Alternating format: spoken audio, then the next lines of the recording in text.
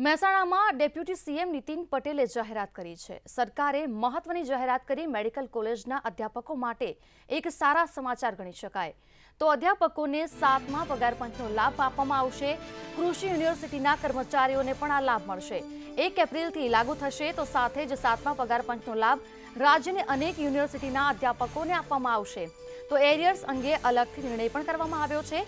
બિન શૈક્ષણિક સ્ટાફને પણ 7મા પગાર પંચનો લાભ આપવામાં આવશે। નીતિન પટેલ દ્વારા મહત્વની જાહેરાત કરવામાં આવી છે।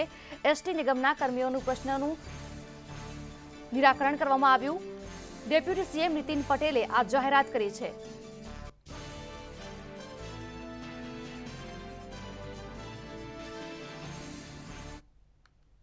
ભારતીય જનતા પક્ષમાં જોડાશે એટલે સારા ઉત્સાહી યુવાન ધારાસભ્ય કોંગ્રેસમાંથી નીકળી અને ભાજપમાં જોડાય એ અમારા ભારતીય જનતા પક્ષ માટે પણ આનંદની વાત છે।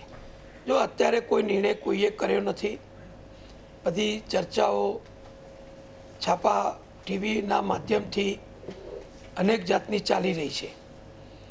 અમે અગાઉ પણ કહ્યું છે, આજે પણ હું કહું છું કે જે લોકો કાર્યકરો સમાજ સેવા કરવા, રાજ્યની સેવા કરવા, પોતાના વિસ્તારની સેવા કરવા ઈચ્છે છે એમને ભારતીય જનતા પક્ષના અમારા સિદ્ધાંતોમાં એમને વિશ્વાસ હોય, અમારી જે વિચારસરણી છે એમાં જે એમને વિશ્વાસ હોય અને રાષ્ટ્રભક્તિ અને જે ભારત માતાની સેવા કરવાની ભારતીય જનતા પક્ષના નાનામાં નાના કાર્યકરથી શરૂ કરી માનનીય નરેન્દ્રભાઈ મોદી વડાપ્રધાન સુધી જે બધાની એક લાગણી છે એ જેમના સ્વીકાર્ય હોય એ તમામ કાર્યકર નાના હોય, મોટા હોય, જૂના હોય, નવા હોય, યુવાન હોય કે સિનિયર હોદ્દેદાર હોય, અત્યારે ધારાસભ્ય હોય કે સંસદ સભ્ય હોય, અત્યારે મારે કંઈ કહેવાનું નથી।